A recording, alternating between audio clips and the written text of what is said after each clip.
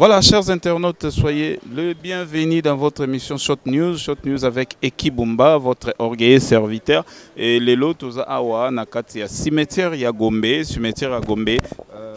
Nini toye ko sala awa lelo ezali jour oyo fait Pepe Kale atika biso vraiment yango lelo ezali journée oyo bazoya ko kotala lisusu esika na ye lilita na ye kobwaka mwa fololo ko soigner tomoni batu bazali belé awa ba monsieur Chaka Congo bazali famille pe ya Pepe Kale bako koma awa donc toza déjà awa to sito comme avec Dédé Miongo oyo asimbeli biso caméra to ebisi déjà merci pe to pesi mbote kuna mingi na papa na biso Edo Amani production pour na EHP Media et merci beaucoup na maman GH vraiment maman GH maman Nabiso bambote place aux Ouami. Voilà, sans plus tarder avec Dédé Miongo tous les cas total ananou qu'est-ce qui se passe bon tozonga tout juste après. Merci.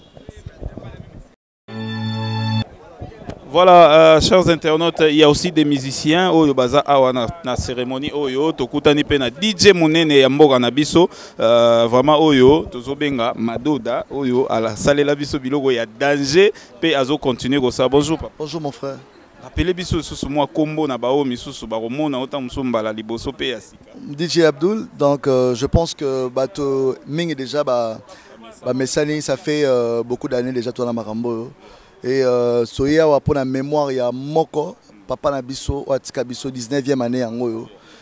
Tout le monde a que to sangana bat bazoya mais mutula mutana témoignage na bon témoignage dans son vivant, je pas eu la chance de lui rencontrer mais sa musique m'a bercé depuis le bas âge.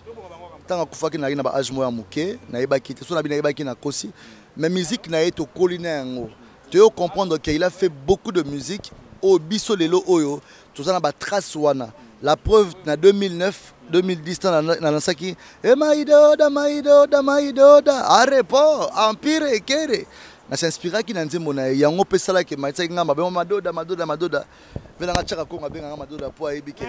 Idéologie wala ibana depuis kala. Gapo Madoda yo alali. Na moni pe papa na biso toza pena côté on a DJ Abdul toza côté on a papa na biso Chaka Congo autrement dit artiste à danger parce que yende mutaza ko incarner lo kwango papa. Boni a oye susuka na mamba danger to yena. Non, danger zali. Vous ne voyez aucun artiste, c'est des dangers. Les artistes ne veulent pas honorer leurs frères, leurs amis. Ben ensemble.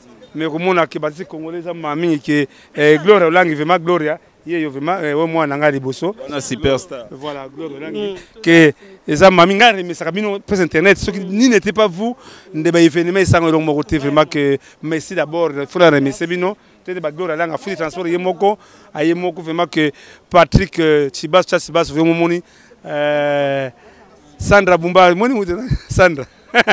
Voilà, Sandra Bumba Bambote na yo place Ozwami ndeko na yo yeyo ndega ezalaka pa ya sweka to yega ya pa ya Chaka Congo avant banda masolonio surtout Sandra Bumba vraiment na ebité ni secret ni ezalaka na Sandra Bumba aza chérie nanga motema c'est mon cœur voilà motema nanga me ba nanga ba koko nanga ba Aniston ba Preston Pepe Chaka bonjour Aniston vraiment que eza kitoko madame moté hein.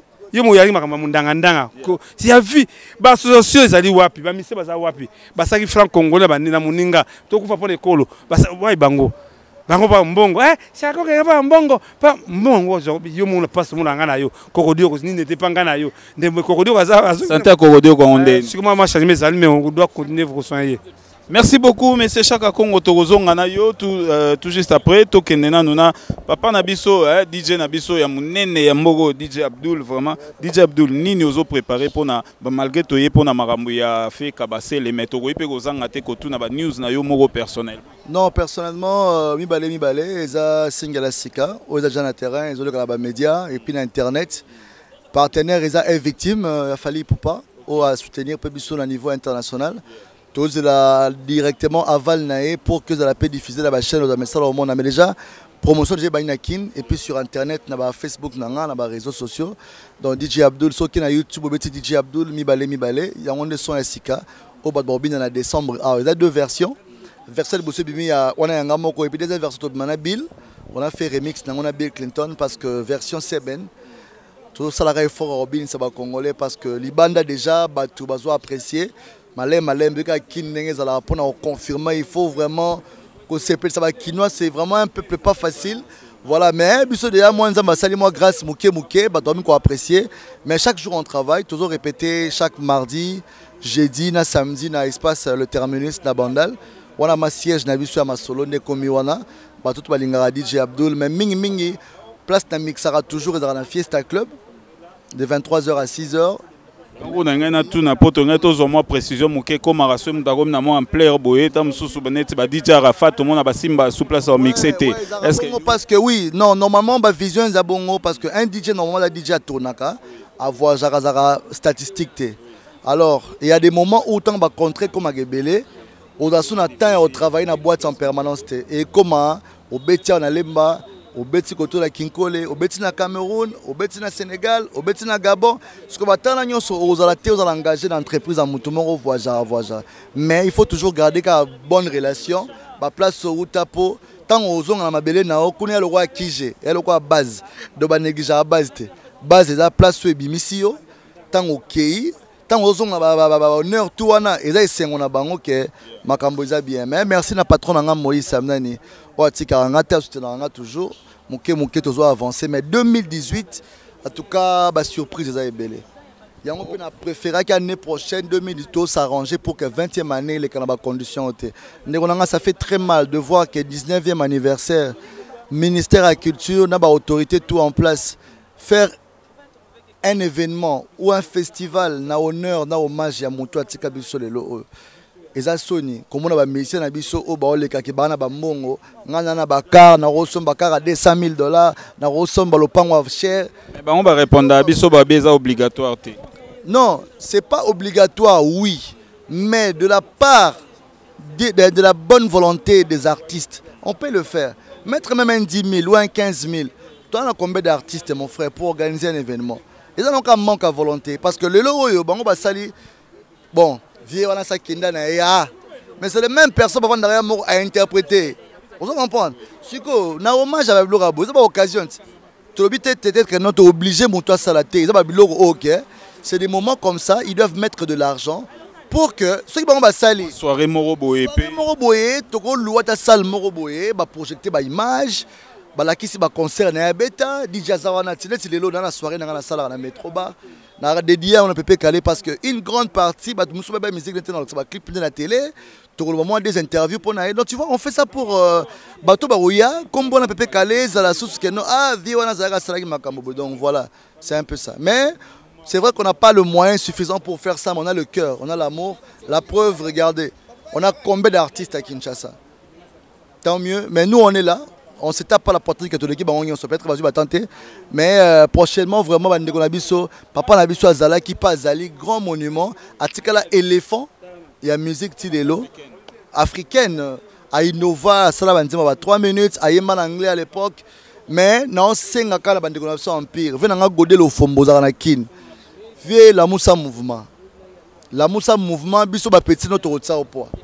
DJ Abdul pour l'information na yo pe na batunyo so bazota la biso Godel Ofombo alelagi devant cardinal alobi basala tout oyo ekoyi ko sala mais loko la ba vie moko bo bazara liboso nde ba finaka ata msu Godel ozala na mutu moko alinga sponsoriser ye mais le roi ba yebana na vie X avant vie wana ebse ba petu wana te siko neti biloko wana ezongela rapé bino yo pe ndengo zo mata ezongela to mona ngo même na ba régie opesi mutu ma clip no boy beta au foot ta mutu ma fola Otuni ya ah papa mikolo ba peksenga na beta ba pekisi yo pa nani otanga kombote mona mutu muso abe bo fula petsola ndeni ba tita muso peta muso 10 ba tindele ma 50 to 100 parce que papa ndoza ba peso ma 100 sans esprit au perdre ba ya ebe ba perdre to na ma DJ pesa ye 25 na muso la paye moi 20 moi 10 dans ya ma mon frère. Yeah, chers internautes, vraiment passi torobima na boete na mutema mabete. Moni lelo na consulter ba Nigérien ba Ivoirien to ba Nigérien ba mata ba Ivoirien ba mata. Secret na bango bazo ben la génération. Moi je suis content parce que nos artistes aujourd'hui sont en train de faire des labels. Et ba label les ba label te étouffer ba talent. Et ça la ba label o promouvoir ba talent. Un label, un artiste doit promouvoir des talents. Le tournoi le va parler sur Kofi Olomide, Kofi Central, Tomoni Fabrigaz. Wanted, Tomoni Fali Poupa est victime, Tomoni Werason, Trouble King, Bavier, s'il vous plaît, la belle Nabino et la pona Robin Saba artiste. Tu sais, force wana le sob la ministre le roi net DJ Abdul a communauté star moro international par exemple nous avons mis ça dans monsieur Fally Ipupa sur le plan international oyebi so na témoigner Fally combien est motivé bato ba jeune musuba soutenir Fally o ba soutenir nga yango zo mona ba R Kelly a featuring na Chris Brown lelo R Kelly featuring na Fally Ipupa personne ne croyait qu'un Congolais américain comme R Kelly pouvait faire un son. C'est quelque chose à féliciter. Mais je pense que Bolingo ndeka eleki nyonso soki Bolingo eleki to sama bebele ya bien. Ba mission na biso ba fongola la nouvelle génération mutema parce que mutema génération o eza lokola wa ya kalate. Mbongo eza te même Bolingo ezali. Tala la preuve. Papa na biso yo 19 ans, tu éviter à qui les prochains tours. Est-ce que nous on va fêter 19 ans na ba boya boy. Donc la réalité oblige, on doit vraiment aimer ce qu'on fait.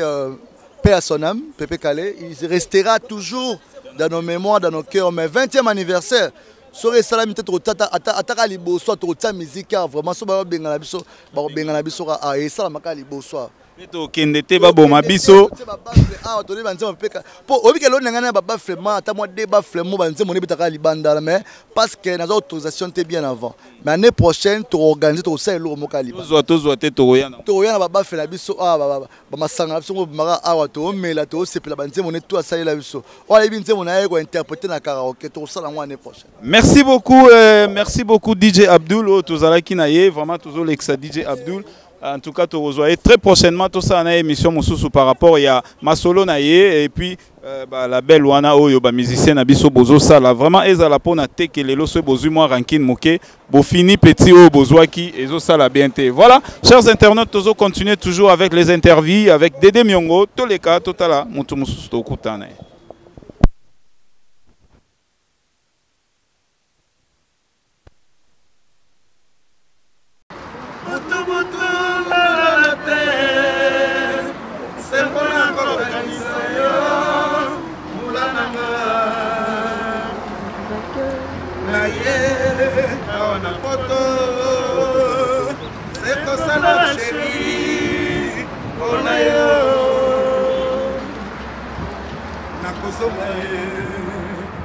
Nakomemela yo moi souvenir tika kokanisa masango na yoki bona yo tika konyokola ngai pula.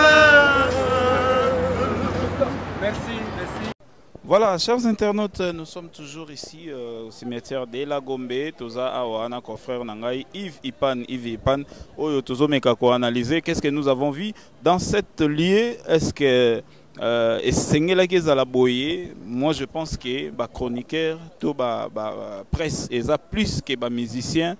Siko Tozo célébrer, il y a presse. Il y a des musiciens, on dirait moi absence il y a des musiciens nini ils ont comme analyse yo sali na présent na lié.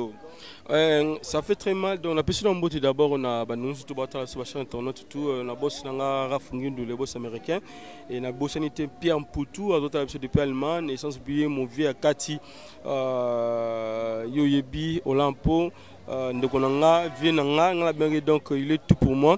Mon vieux Kati, Yoyebi, Kaba on a les championnats de Genève. On a bossé n'était vu dans Kati, hein? Yoyebi Dominique Nkele, 100% Moussarata Olampo, mon vin Yoyebi, voilà. Et ça fait très mal comme on a artiste amené le rôle à Pépé Calé, autant on a benga les baobas de la musique congolaise, Kouya, na lié au Bakundaye, pour célébrer 19 ans, il y a absence naïe, comme on a ba mission basaté. Tandis que Tobi est belé. Bazoba œuvre ya Pépé Calé, ba yembango lilo na ba disque na bango et ba ya ba conseil bazoba Pépé Calé, ba ya ba yoko na musique Pépé Calé, mais tant il y a qu'à chaque fois awa, eux ça débat 7e fois déjà ngana ya awa. Comme on a absence ba musique ka bana nimo ba et ça la rapasi. Moni maman oyo Pépé Calé tiki maman so Pauline, aza mutu moko fala za la soutenir na ba point nyos. Ata bogo ya te mais testo na bino ko tini la maman na testo ko tini na mambongo pour organiser marambo pour na mobali na ye ça fait très mal donc équipe Bumba et ça se passe so totali a au mona ka ba journée simbaza belé à part assistance à maman so fongaye to moni aussi assistance ya maman na biso o azali bongo molongani ya fait sans aussi. Il y a des défenses aussi, Aza Soussou, Ganfa et Amadilou, et plutôt petit sœur Amadilou. Voilà. Et ça m'a bien été. Et ça m'a bien été. En tout cas, mission a changé. Il y a beaucoup de choses. Tout le monde a vivanté. Tout le monde a aussi tant tout ça. Na moi pas si tout ce qu'on a appelé maninga na biso. Et ça m'a passé. Donc maman le babelé daté parce que Pépé Kalaza parmi mes missions. On a linga makasi na vie. Et les jours même à Koufa, na yebi na longanda on a biso 6h du matin. Na komati na ndaka Pépé Kalaza na banda wana. Na veni na bosani ko mavumu aussi kivunga voilà. Na koma wana na mona batune bazala donc ça m'a passé. En tout cas, ba mission to lingana tant doit vivant, to lingana tant ngako fara atike et plutôt to lingana tant doit vivant et surtout makasi to bossa na pe bato ba kufi parce que il était comme nous. Bangope donc bazaki lokola biso, ils étaient comme nous.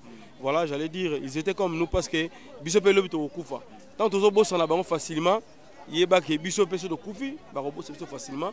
Voilà, donc to encourager maman oyo to pe ça ba chance belé, mais na yebi que na 20 ans ndé ba osala activité moi munene oyo ezana grand hôtel wana ba artiste miseni surtout ba osala wana pour que to célébrer 20 ans ya papa Mso Pépé Kalé donc voilà. Merci beaucoup Yves Pan. Le gars non à la biso et na bosanyoté président Mabisi Kiakou Jean Moulou ministre de Bruxelles qui c'était le fiti papa na Ruben ba cédric ntango roda roda bimine français de France maman na biso Billy Vumuga fondation to songa ba venu ba fele Emile Nzemba motema tous Pépé Lambeto le pangi de moi à Monica à cancel 20 ba parfait tout on a tunga voilà merci. Merci. Et puis kanga ba combo wana. T'es bon babango. Merci beaucoup. On a biso Rabi. Champion Kabaka Bango Tchiko dans le championnat de Genève. Champion Kabaka Bango vraiment donc bambote na au place aux amis tozanande on a biso nde on a biso tozana e awa Rabi vraiment oyo akundola ki masolo ya papa Mundangandanga parce qu'il était malade mais ezalaki nanu pena vulgarisé à partir ya émission première émission ya papa Mundangandanga ezalaki Rabi nda salaki yango Rabi par rapport nanu ya makambo ya papa Mundangandanga seleki mais to la musi yango ka po yonde mutu moi masolo ezalaki bongo sikoyo analyse na yo tant que presse na makambo yo 19e année ya mort ya Pépé Kalé nini osali comme analyse lecture nini osali na lié oyo ekotala ba musicien baza plus ba musicien ba yo tande on a bango to ndire presse muté otala tembo lecture onga na sali c'est ça na banjango lelo ka te ezaki depuis dernièrement ezaki ya Jompoy ngoto ki rendre Jompoy je crois 20 ans liwana et na ndeko mo pe journaliste to bande osama ba analyse na yeto discuter na ne simbo problème mboka mseza nini soki mtu akufi batiake dana ba oubliette c'est-à-dire soki mtu akufi lelo na pesa exemple na bide banza mausolée ya président Kasavubu ngana hotel kuna na hotel sa mini documentaire kuna érosion ils ont menacé mausolée ya président Kasavubu. Vous comprenez? Ils ont degré parce que le président Kasavubu soit déjà ba bosani na minimiser Pépé Kalé parce que c'est un musicien. C'est le premier président de la République ba bosani mausolée na ye comme na menacé na érosion bongo ba musicien ba okena bango wapi deux ans ndenga mboka na biso so mtakufi na ye ba bosana déjà atoko na ba famille au mono mama kuli na somo akufa na 86 ba kundaga na cimetière Kintsuka mututake na cimetière zaiko cimetière nini yo omotenga mona luka cimetière Kintsuka mais cimetière Kimateke donc na Congo ezaka ndengwana or ba mort ba batu oyo il faut to respecter bango il faut to randaka bango ba honneur ba to randa bango hommage na ndenge moko ya lokumu surtout bato basala makambo ya makasi loka ba président Kasavubu papa Mso Simon Kimbangu ba Lumumba ba politicien belé na musique aussi ba Grand Kalé ba Pépé Kalé papa Mso ba Franco et belé o ba sala ba œuvre bien na théâtre kuna lo ba te po ba théâtre ba beta bande akara donc c'est ce que lecture dans ça yangwana on oublie les gens souvent tozo binaka danse ya Pépé Kalé ngana za bina danse ni na tongo quoi ça zo bina Pépé Kalé mais yemoko muto occupé sous Rabi Nzembo nini ya Pépé Kalé vraiment o e marka yo asala ba nzembo ebele ya kitoko mais nzembo nini o e marka oui tant na zemo amke ne na bina zo bina quoi ça moko na iko yoka nzembo ya Pepe Kale a divisé par deux ne peut-être ce titre non yango wana ngasko na zemwa muke na yebaki yango bien te moi muke na le banzai petit na parler Pepe razola na biso ba logique yoka banzembo mingi te na chila biso banzembo bazai monde divisé par deux mona wapi mbwaka ba mu siko côté mona zali sona yembi mona parler baseki donc oui mon erreur na oui mon erreur na bosa ni erreur yango kala mona wapi mbwaka bi nini aza occupé oui parti wana moi si mon côté na mokili okomona ne longi na ye siko ngazo emba moi si mon côté na mokili okomona ne longi na ye alati coupé siko voilà siko nazo yeba teke balobaka aza occupé ngazo emba alati coupé au moins bazo sekanga na parler mais nzembo wana na yoka kwa mwa mingi papa tango amema biso aketika biso na nchiki seri wana aza beta mingi nzembo ya lutumba diarrhée verbale Pepe Kale pa imba bambanda banyatinga na mosapi ya suka mama Pepe Kale imba ba parti moko wana ekimi ngai nazo yo comme moi trop so baketika biso na nchiki père azema fan ya Carlito fan ya Pepe Kale moi tie nzembo wana tozo yoka na biso tant que bana to ki na biso mais tango aye okufa nzembo ya gigi non nzembo oyo baimbaki na babia nzembo akufa kiawa c'était encore comme na banzembo pe zobunga mbala moko donc ndeka to makambo ebunga ya Pepe Kale na banzembo zobunga. Voilà, merci beaucoup Rabi. C'est pas limeto to sai ba analyse trop ya ba mise ba yakate ba nini pona ngana osenga to tika na biso et comme vraiment que to o ba ye ba sali kaka ba rendre hommage c'est fini to ke na monde déjà bande ko ba okota to ke na so rendre merci beaucoup moi dédicace merci pas Fabrice Nteka le boss américain merci pas le Pepe Kale le millionnaire Pepe Kale le millionnaire merci pas na yo vraiment merci pe le trop et Kibumba merci à trop Eric Mpoyi merci pas na Vraiment, tozana Eric Mpoyi awa, Eric Mpoyi oyo, tozalaka na ye de tous les temps na ESP Media, oyo azali mwana ya papa na biso John Mpoyi oyo, tozana ye lisusu awa, Eric Boni. Tenaza bien. Toyeba iba préparatif ya masolo ezalaki, album, banini, et puis na place na yo betaka, bon, wana tout ça on a nous, entre parenthèses, to beta na lisolo na ya lelo, to beta na lelo, nini osali comme analyse ya journée ya lelo tango outia. Mais ndeko nanga Iriki Eki Bumba moi na bosana te na bi eki donc analyse ngo biso na bino toza musala kosalaka pour chaque date pour chaque événement o ya ndengo ezaka yango ne kenda ezonga eki yango na kaka de changer te boya lelo peut-être et lokola neti feti moko ti moi makaya bu babakisi mbinzo moi batu bazé belé mais en soi par rapport ya illustration ngo en bonne et due forme ndenge sengeli eza yango te pour Pepe Kale.